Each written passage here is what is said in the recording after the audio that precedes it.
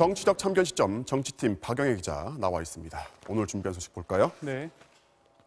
삭발한 황교안, 조국의 반말로 최후통첩인데 황교안 대표 삭발 소식은 저희가 지금 앞에서 리포트로 전해드렸는데 네. 삭발 끝나고 반말이 나왔나 봅니다. 네, 오늘 비공개위에서 전격적으로 결정을 해서 오후에 바로 삭발을 했는데요. 네. 뭐라고 반말을 했는지 준비한 영상부터 보시겠습니다. 네.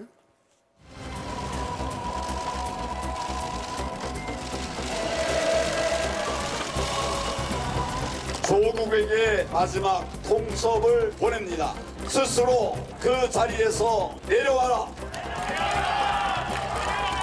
이 조국 이 사람은 제가 의사인데 정신병이 있어요. 성격 장애. 아무리 감옥에 넣고 재판을 해도 이 사람 자기가 거짓말한 거 모릅니다. 왜냐하면 그게 병이니까요. 네, 들으신 대로 황교안 대표는 조국 장관에게 반말로 이제 최후통첩 물러나라고 했고요.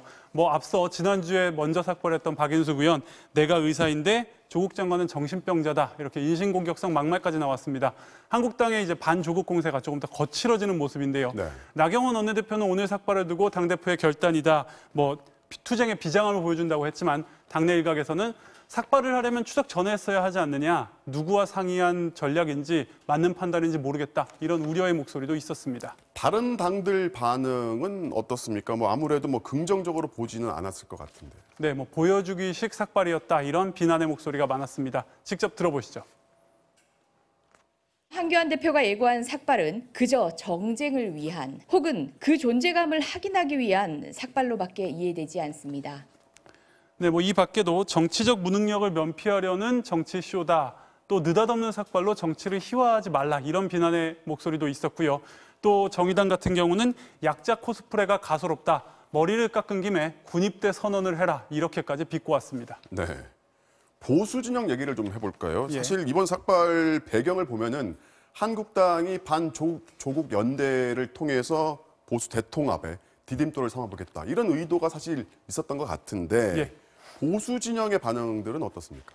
사실 보수 진영 반응도 그렇게 썩 좋진 않습니다. 네. 유여의 한국당 전 최고위원의 경우는 삭발 결심을 존중합니다라면서도 탄핵 무효라고 꼭 외치시고 삭발하십시오라고 했습니다. 극우 태극기 부대의 목소리를 대변한 걸 텐데요. 추석 연휴 때도 사실 한번 황교안 대표를 찾아갔었습니다. 당시 상황을 잠시 보시죠. 네.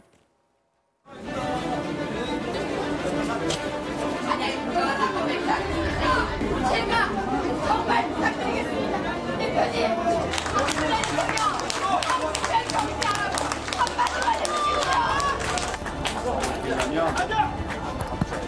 대표님, 힘을 합치려고 하면은 언론을 대고 외치십시오.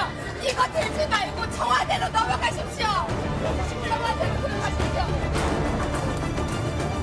탄핵이 무효라고 외치겠습니다.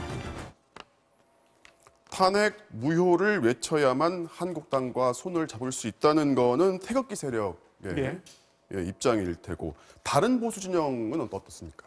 네, 바른미래당 손학규 대표 같은 경우는 반조국 연대를 거부했습니다. 조국 반대가 정당 간의 연대로 정치화되거나 보수 대통합 같은 진영 싸움으로 발전되기를 원하지 않는다고 했습니다. 네. 한국당 입장에서는 바른미래당, 태극기 부대 모두 아우르고 싶겠지만 쉽지는 않아 보입니다. 이 반조국 연대가 내년 총선까지 보수 진영 개편의 어떤 변수가 될 수 있을지는 아직은 좀 불투명해 보입니다. 네, 오늘은 여기까지 듣겠습니다. 지금까지 박영회 기자였습니다.